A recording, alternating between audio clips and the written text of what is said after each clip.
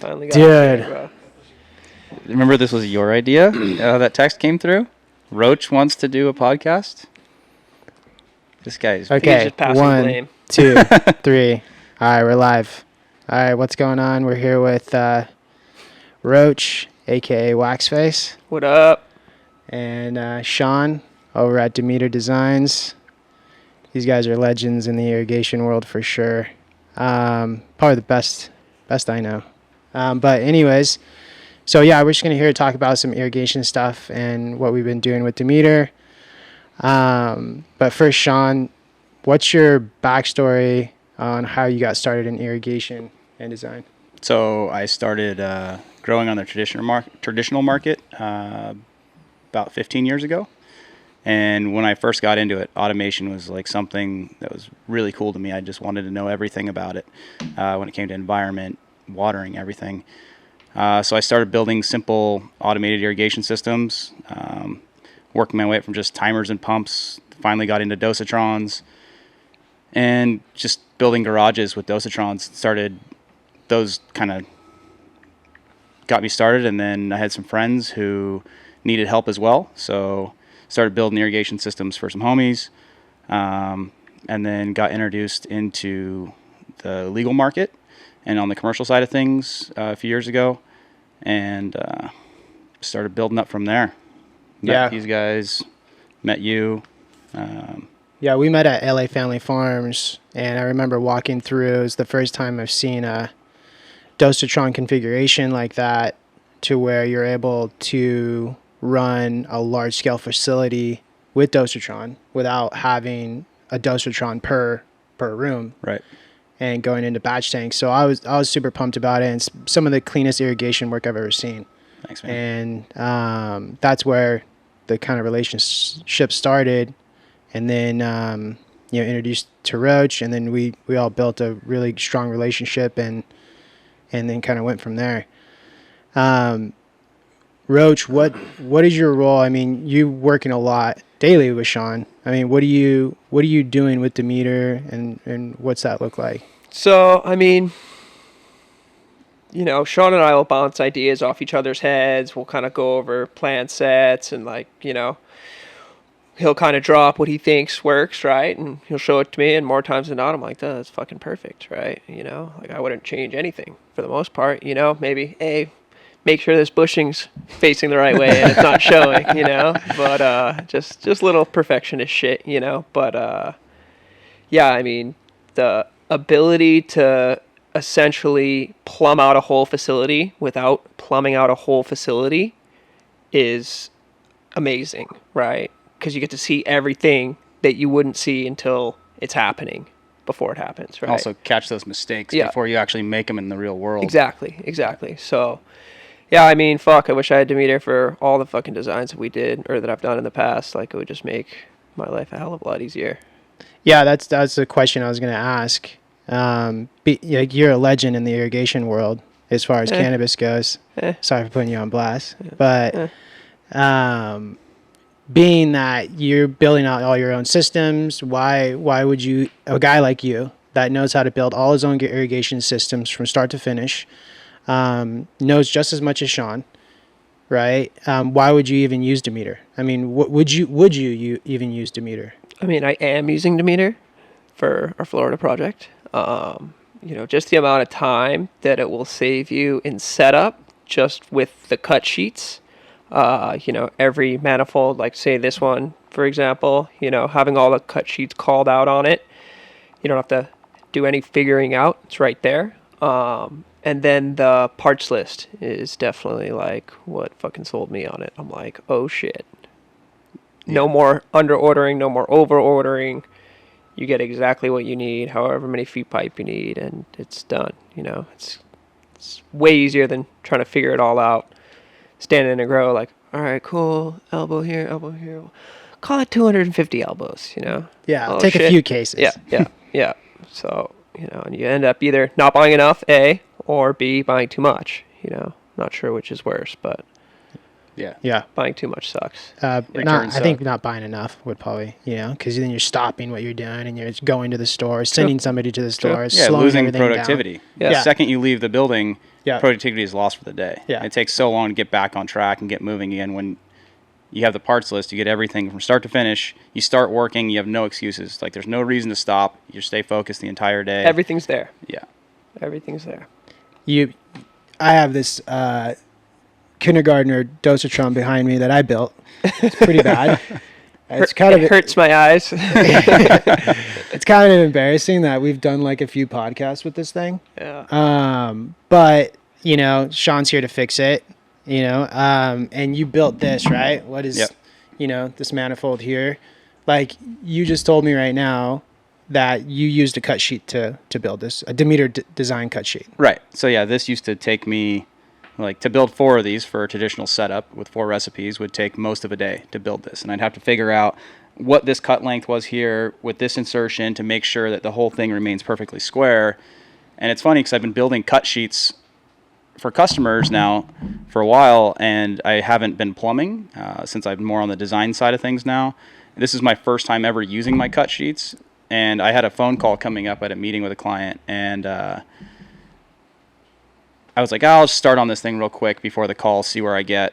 And I ended up finishing it in about 30 minutes, which was crazy. I was like, holy shit, this is what the client is actually getting, because I knew it was going to help them. I just didn't realize how much it was going to help them. And to build this thing in 30 minutes blew my mind. I was like, these motherfuckers have no idea how easy their life is. Like, Yeah. I just shaved off weeks of install time for them, which is huge. So it was really cool to see and use my own product and actually, from the computer to real life, verify that actually everything is perfect. This thing is a perfect square, first try, no wasted parts. Everything was there. When I ordered the parts for it, I had a parts list. Even for something simple as this, the computer generated the parts list. I sent it to my supplier. He had it to me. I put it together. It was a done deal.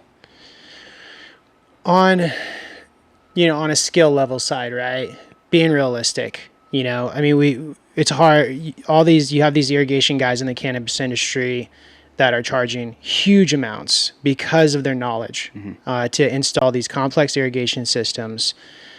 When you're getting a plan from Demeter, cut sheets, you know, the full rendering, customization, skill level, like who can install these things? You can install this, Brandon. You can go from this to this.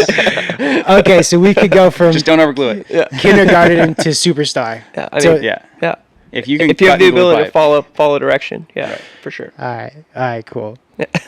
So keep the specialty side of those installers out of the equation. You can hire them if you want to. Like, But you just don't need to. you don't need to, but make sure you hire a clean installer, right? You don't want to have Yeah. primer all over the place and shit all wonky out of level. But no, anybody should be able to install these systems. Yeah. For sure.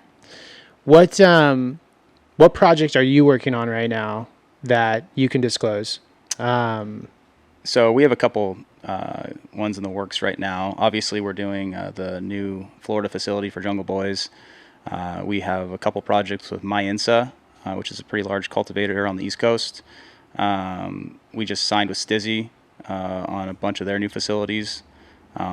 Those guys have some really cool stuff going on, a little different than what everybody else is doing, which is cool to see. I wouldn't say it's a challenge for us, but it's something different for sure. So Yeah. I'm pretty stoked on that. Yeah, you were talking about how organized Stizzy is before we started this. Yeah. You know, yeah. it's they have their own architect. Those guys are beasts. Yeah. Their headquarters is crazy. Like, you go in and they're like, oh, yeah, we do all of our plans in-house. Everything's here. And like, Yeah, wow. yeah. I've been in their office. They got like 8 accountants. It's insane. Like it's super sick. They're crushing. Yeah.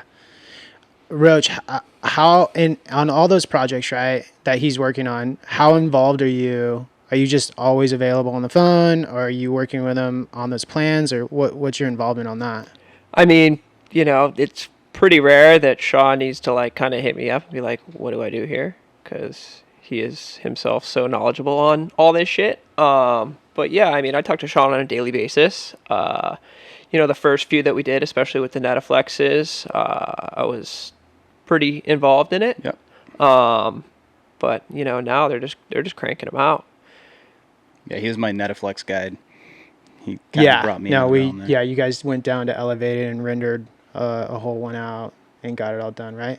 Yeah. Yeah. We're working Almost on done. that. Almost. Almost Yeah. done. Almost. Almost Need that done, right? time. Need Yeah. that time. Yeah. We've been Yeah. really busy. Yeah. Sorry, JT. Sorry, Max.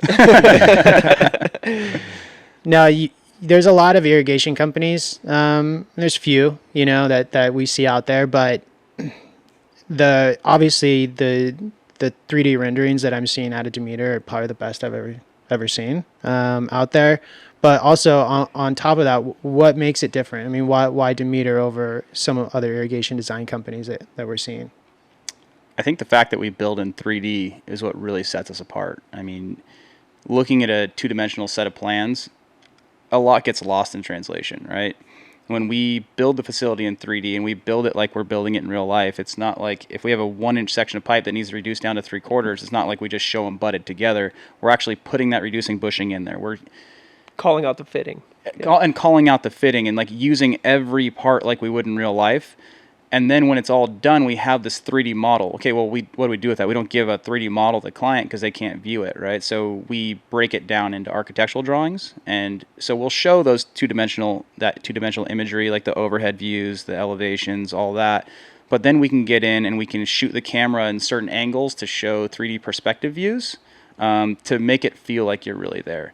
And for an installer to be able to visualize what it's going to look like when it's done is massive. It's like one thing looking at a bunch of line work on a plan set. It's another thing to see a picture that's photorealistic and say, oh, I get it. All right, this is where this goes. It just makes sense. I know I'm a visual person. That helps me. Like if you try to describe to me over the phone, I'm lost. I don't know what the hell you're talking about. If you show me a picture, I'm like, yep, done. Let's get to work. And I know a lot of people, especially builders, work like that. We're all visual. That's why we're in this, right? Yeah. So I think that's what really makes us different. Is the 3D aspect of it. Yeah, I think another, is that you guys are both cultivators, Right. And you guys have been growing a long time. And we've done a lot of plumbing. Yeah. Yeah. So we know Yeah. what fittings need to go where. And, Yeah, installed a lot yeah. of plumbing, Yeah. Yeah. Yeah. On. And it's also like when we're building out a room, we're thinking about the operator in mind. Workflow, like workspace, that's huge. A lot of people will try to cram a bunch of shit into a room, and fuck the you gonna work flow in just there? doesn't work, Yeah. right? Like, Yeah.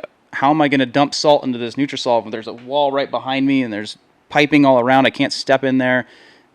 Having easy access from the doorway to roll a pallet of nutrients in, like little Yeah. things like that, That we're you thinking understand. about because we are cultivators. Yeah. We do get that. We do know how it is to work in a room. So that's really helpful for us, I think, and going along to the client as well. Yeah. Yeah, absolutely. On your jobs, especially at LA Family, we saw your valves at the time, but we moved those into Imperium valves now. They're a lot different than your average sprinkler valve, Right. but why Imperium valves? I mean, why that valve and why not just a Hunter IVC valve or something like that? Right. So like a Hunter valve is going to be a diaphragm solenoid, right? So there's a rubber diaphragm in there that has to open and close and seal to stop the flow.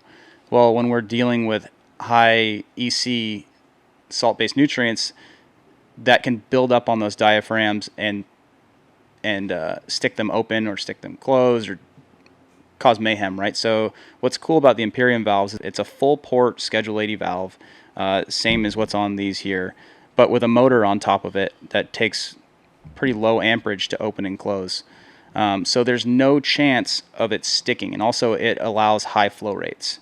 We're not killing the flow like a diaphragm would. So we use those as our master valves, and the cool thing also is they can take back pressure. So we plumb a little differently for most jobs than was traditionally done in the market right now. A lot of guys are home running every single room back to their fertigation room, whereas we only home run our recipes. And then we have the recipes going throughout the facility, and then each room breaks off with a common manifold with those Imperium valves, and allows you to choose which recipe you want on demand to any zone in the room. So you can feed half the room one recipe, half the other recipe, or every zone a different recipe depending on what you have spec'd out for your facility. But when you mix into those common manifolds, it creates back pressure, which a traditional solenoid cannot handle. So these can take back pressure. They don't clog. They're super robust. and they're tested to 100,000 cycles, which is what we figured out was like 20-something years. It was a long time. It was a long time. Yeah. Yeah. So they're pretty badass. I'm really excited for those to get more into the market. Right now, we already have them in facilities. But You've been running them. we've been running them, but our big launch is coming up pretty soon. Yeah, no, stoked on that. That's really excited about it. Roach, what are some of the biggest issues you've seen, like, in the field with irrigation systems? Front facing.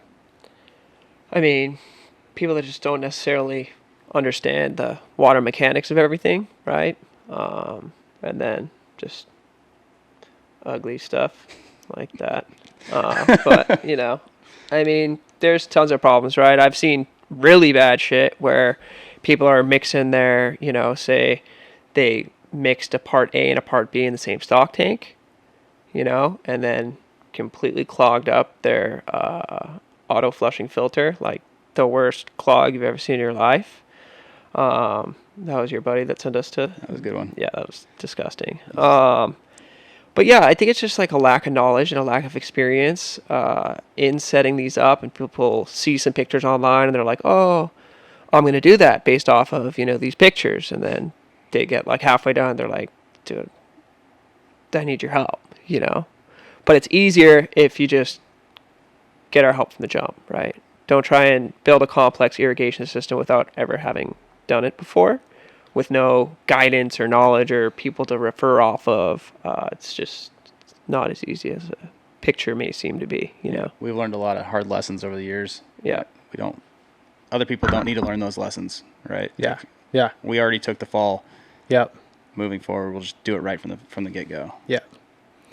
In the beginning, when I first started following you guys back in the day, you guys were open flow, I think Octobubbler, right? Yep. And then you kind of saw that switch a few years ago, 4 or 5 years ago or so, to NetFM pressure compensated. Why? I mean, just kind of the inconsistencies you get with the open flow, right?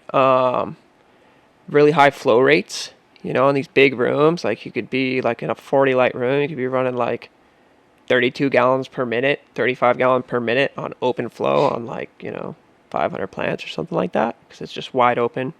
And yeah, just kind of the inconsistencies. It kind of started when we really started doing a lot of the soil or rock wool monitoring, substrate monitoring, with the first generation GrowSense from Grodan, and being able to kind of see like a X-ray into that cube and see like what's really going on in your water content and how they're rising so quickly, instead of like a smooth line going up. And you do get a lot of channeling in rock wool, right? So if you're just pushing a whole bunch of water in, it'll start just flowing through the cube, almost like siphoning through. They call it channeling. And with like a slow drip on rock wool, it absorbs a lot better. It's like someone had made the example, like picture like a dry sponge, right? And you stick it under a water faucet, that's turned all the way on. All the water just spreads off the sponge, right? If you turn on a faucet that drips onto the sponge, it absorbs into that sponge with each drip, right? You're not losing any water. So it's definitely a more precise way to irrigate your plants. And honestly, it's easier to set up than, gluing together octobubblers and having all these spaghetti tubes all over your trays. And, that drip tubing is pretty simple to install. Anyone can pretty much do that.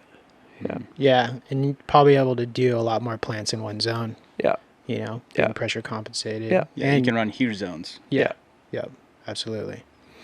This wasn't part of the question, but on the dosatron side of things, I mean, you use both Netaflex and dosatron. Yep. TLC you're using dosatron, factory you're using Netaflex. Yep. Is there any advice for guys that are going between dosatron and Netaflex? Like, when should they use a Netaflex over a dosatron, or vice versa? I mean, it's a tough one, right? You got to have someone that's somewhat competent. You definitely have to vet the customer first. Like, yeah, how knowledgeable are you? How technical are you? anyone can run these things. Yeah. Netaflexes are really cool, but you need a level of understanding and knowing what you're getting into before you start running one for sure. 100%. 100%. And I mean, Dosatron is actually working on some really cool shit right now. We got some of their. We're working with them really closely. I've been with them for like the past like week or so. Their parent company, who everyone knows Dosatron, but their parent company is Dilution Solutions. So Dilution Solutions is coming out with a really cool kind of game changer irrigation product. I think that's all I can say. But it's gonna be dope. So for someone that's not digital or technical savvy, they would, or experienced on dosing, an entry, a good It's a perfect entry level. Dosatron. Right? Yep. Yeah. 100%. Yep. 100%. Get ideas of injection rates and flows and all that. And then move into Netaflex once. Yeah. Yeah. Yeah. I mean, do you think Netaflex is necessary with how you build Dosatron boards? Depending, if you have a lot of recipes, these require a lot of real estate on the wall. Yeah. Whereas a Netaflex is in a compact package, and you could pump out how many recipes on what's the max? 10 dosing programs. Yeah, 10 dosing programs. Like, to do that with Dosatron would require a ton of wall space, and you're working on ladders because they're stacked so high, and like, that's when it doesn't really make sense. So we're running 2-3 recipes. It's pretty perfect. Yeah, up 4 recipes. Yeah, We 4 do- recipes. Yeah. Yeah, we run it in like an H pattern, and it crushes. What EC values are those on those 4 recipes do you usually do? So typically we'll do like a 3.0 EC, a 2.0 EC for flour, a flush either 0.5 or a 1, and then a veg recipe that's somewhere around that 3 EC as well. And on your systems, I mean, I get asked this a lot, especially when guys are using Dosatron or whatnot. They ask, are you going direct inject from Dosatron straight to the plants? No. You no. go direct to a batch tank. Yeah, so we do batch tank fertigation. Everything we design is batch tank fertigation. It's the flexibility of being able to run. You could irrigate 2 plants with a couple drippers, or you could run a couple thousand drippers at a time based upon obviously the pump you're using. But if you try to direct inject in a really small zone, you're not going to get the flow rates across the dosers that are going to properly inject the nutrients. So that just going to a batch tank first and then pumping out as fast or slow as you want gives you that flexibility to feed whatever size zone you want. Yeah, I know Dosatron tells you that, their system, their D14 MZ2s or their 14-gallon-minute systems run at optimal 2 gallons per minute, right? But they'll say they go down to like some crazy low rate, but I flow them at least 6-7 gallons a minute. Yeah, to get accurate dosing. Yeah, for sure. We wide open flow right into a batch tank, so there's no issue there. Yeah. We get this a lot, and we actually run into it a lot with a lot of clients. And we used to make biosis, TerraGrow, whatnot, and put it through drip irrigation. And how did that work out? Learned our lesson on that one. Yeah. We kept it out of the drip irrigation. Started running it in either just like a can and pump system to just keeping it out of the drip line. Any way you can do it. Hand feed it with a hose. Just keep it out of the drip system. I mean, you're not even using it anymore, but on adding organics into complex irrigation systems, I mean, it's kind of like asking for trouble. Don't do it. Yeah. Keep this system sacred.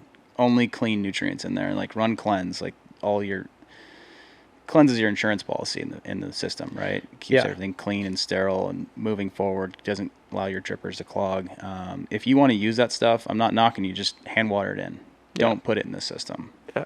Yeah, drench it in. Yeah. Use the Dram Hydra 50. Yep. Go plant by plant, hand water. If you don't got a Dram Hydra 50, submersible pump with a hose and a trash can, bro. Yeah.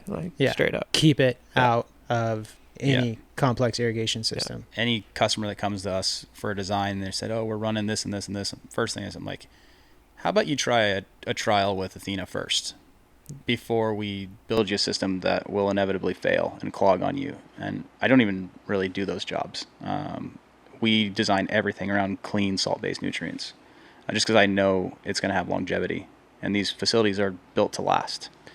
Are there irrigation systems where you can? I mean, open flow? Sure, Maybe? yeah, you can open flow, absolutely. I mean, but then you're still fighting the battle of biofilm and the drip and the PVC. Yeah, you're going to get buildup, and it's going to clog like an artery over time. It's just time's your killer there. Yeah. It'll work for a while until it doesn't. I mean, where is a client at that point? Say they use a product like Biosis, right? And they've been feeding it, and now they've biofilmed their whole lineup. I mean, is there a recommendation SOP? I mean, are they completely fucked? I mean, where are they at? No, I mean you can shock your lines, but it means pretty much shutting down your irrigation system for like 36 hours. You know, BioSafe makes some stuff that'll clean that shit right out. To a degree, it's never going to be 100% in there, but it'll help. It'll never be back to 100% of when you installed it. Never. No. It's over from there. There's so many little nooks and crannies and little areas in there that are just never going to get hit. Yeah. Trust me, I know. I used to run advanced. Yeah. I've done gnarly flushes and stuff, and it's never the same. Never the same. Yeah, no, we that's why we're so anal at Athena that they're like, don't feed the stack. Everyone's like, oh, I fed the stack through my irrigation system. I'm like, why? You know? But yeah, no, it's I'm super proud to be a part of the Demeter team, you know, and to kind of help how I can, you know. Yeah. I think what we're doing is changing the game for a lot of growers. You know, some of the work that you've done with Jim over at Pheno Hunters, you know, his install is beautiful. It was insane. The post we did with the renderings versus the actual photos. I show them to people sometimes, and they're like, wait, which one's which? Yeah. Like, their install was perfect. Yeah, he did a really good job. Yeah, I'm stoked on that. But it takes a certain kind of personality. I know you are OCD, and you are OCD as well. And you just have to have that, you know, when you're doing stuff that's this clean, you have to have that personality to do that. And it looks like, you know, Pheno Hunters are on the same page for sure. Definitely. Yeah, they did a really good job for sure. But how can people contact you for design layouts, and what does that look like, and what's the top to bottom? I mean, how does it start? When a customer contacts you, like, what does that look like? And yeah, so first thing is, like, I point them to the website, fill out the needs analysis form. That's the easiest way for us to start a conversation. Before I even talk to you, I know what you're doing. How big is your facility? Where are you located? What medium you're running? How many gallons a day you expect to use, how many flower rooms, how many lights, all those little questions. As soon as they fill that out, they automatically get a response from us to set up a calendar appointment. They get on my calendar, I give them a call, we review the form together, kind of make sure all the questions are entered properly. And then from that point, once we decide we want to move forward, we send over deposit invoice, get that in, and now you're in the queue. And we move forward. And how backlogged are you right now? Terribly. Yeah, I know, it's pretty bad. Yeah. But we're getting it fixed for sure. Anybody in Northern California as a 3D modeler, hit us up. Yeah, for sure. Roach, I know you're super busy, you know, to make the drive out here. I really appreciate it. Of course. You know, thank you. Thanks, Sean, for making it out. Yeah. That's it. Good job, guys. Yeah. Late. Right on.